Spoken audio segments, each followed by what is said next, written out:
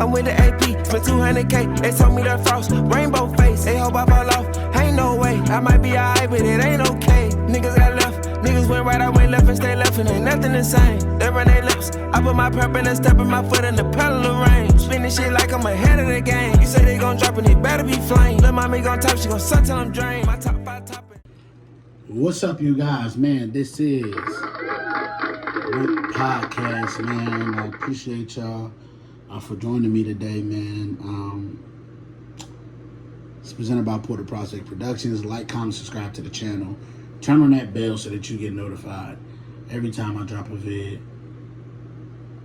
What's up, man? We're going to get into it, though, man. We ain't going to take too much time. I want to talk about the education system. I want to talk about I.C.E. I want to talk about everything that is going on in society right now that is being fought against, that's being challenged, and that's potentially a danger to society, right? And what I want to talk about today is all those things. So listen, education. As we know, the education system has failed us from a societal standpoint, from a life readiness standpoint, and from a standpoint of you have to have it. You have to have life skills. Let's say that, right? Now, as far as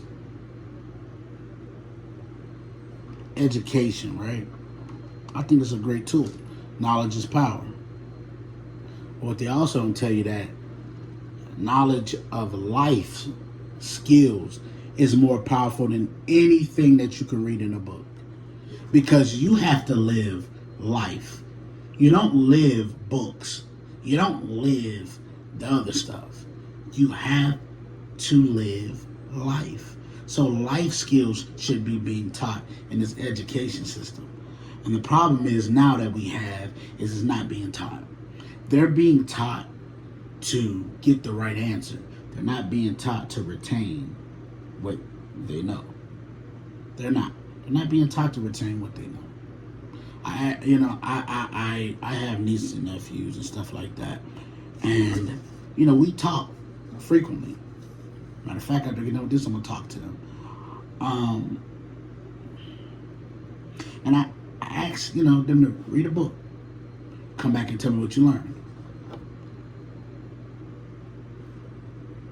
They can't do that. It's tough. Because even when I ask them to retain what they just read, it's the right answer, but it's skipped all around. It's not a summary. You know how you write a summary to what you read? It's not a summary. It's literally facts that happen, things that happen. A summary is more to it than that, though. We all know that. A summary is kind of like summing up what you read. It's not a sum up. It's literally just telling me details like their names and da-da-da and da-da-da. And it's like, it's a little bit more to it than that, though. But it's the right answer. But it's not teaching them how to retain what you're learning. A lot of times these kids are just being passed along because they're getting the right answer, but they're not returning what they're learning. And so when they go in life, when they try to come and talk to people in real life, they don't have no people skills. They don't have the self-awareness. They're not financially literate, And a lot of times when we were growing up, I'm going to tell my age, about to be 30. When we were growing up, financial literacy wasn't taught either. We had to teach ourselves. And what I'm saying is the next generation shouldn't have to go through what we had to go through to learn financial literacy. This should be being taught in school. That real life stuff that happens, they would do so much better if they had a life coach that would come through and literally talk about life with these students weekly or daily, to be honest with you, because life happens every day. And you need the tools to navigate that thing when you're young. And I feel like the education system is not doing that. And so, what's the point of the Department of Education? Everybody's talking about what they're going to lose and everything like that. Well, that's why you need to know your local officials, because that'll be the ones that'll make the decision based off, of what your kids is going to learn from here on out. That's how it's going to go. It's not going to be up to the government to decide what the curriculum is for your kids. You understand? And so, you must take that in consideration and learn who your local officials are. If you don't know, you better go know. Because I think that's where a lot of people's problem is. They think that this being abolished means there's not going to be something to replace it. That's not the case. There is something to replace it. And it's called your local officials will be deciding the curriculum that your kids will learn. So remember that. Understand that there's more to it than just what you see on TV. You have to go and look and do your research and understand why it's being abolished and what's going to be the next step. Because if you know the next step, then you can prepare you and your children for the next step. That's why I'm homeschooling my kids. I've been saying that for years now. I am going to do that. Why? Because life skills is more important than that book. Will they have both? Yes, they will, because I want them to be multifaceted. But I also want them to learn life while they're learning in the books. I don't want it to be separate, because the problem is a lot of times you have kids who go through schooling and have no idea about life. That's why they get out there and then they blow all their money, or they spend all their money going to college, and now you can't get a job in that field. Well, my point is this. If you would have known life might have taught you that, do you need a degree to get to where you want to be? Because you might not need a degree to get there. You might just need guidance. That's it. The right connections will get you where you need to be. That's something you learn in life. That ain't something they teach you in a book. That is about, a lot of times it's about who you know and not what you know.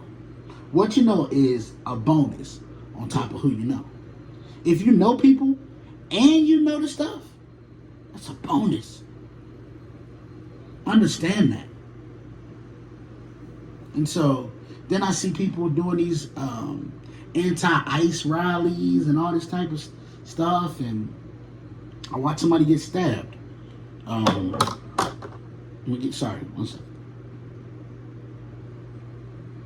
I just watched somebody get stabbed on video, on cam, at an anti-ICE rally. And it's like, this is what is being brought to?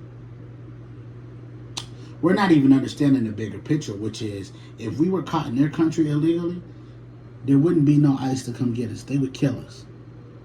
Murder. We'd be found dead. Why? You're in our country. Don't nobody care about you, clearly. We would be found somewhere in a river somewhere.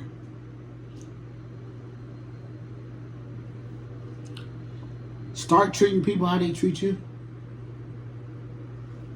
We ain't got to kill them, but we can send them back and tell them, come back with your paperwork.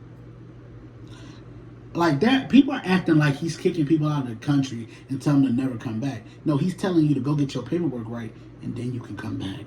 Get your citizenship right, then you can come back. Don't sneak illegally into this country. They nice in a lot of other countries, because if they find out that there's an invader, they treat you like you're an invader.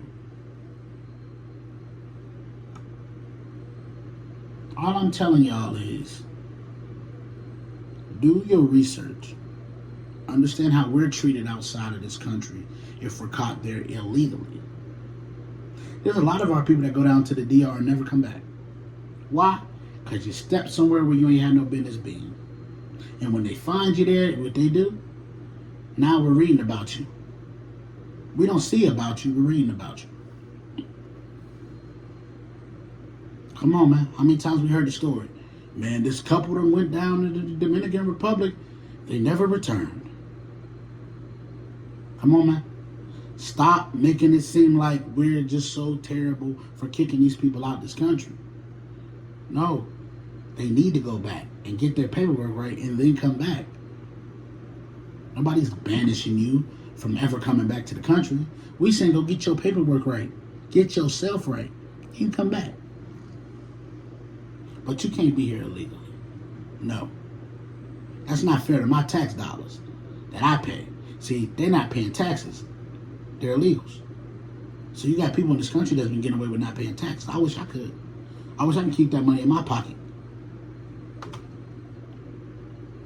But we got sympathy and heart for this. And it's just like, stop, y'all. Stop. That's not the case. That should not be the case. And the only reason why these officials are trying to defend these people is because they're doing the bullshit jobs that don't nobody want to do. And that's what people, they won't say that.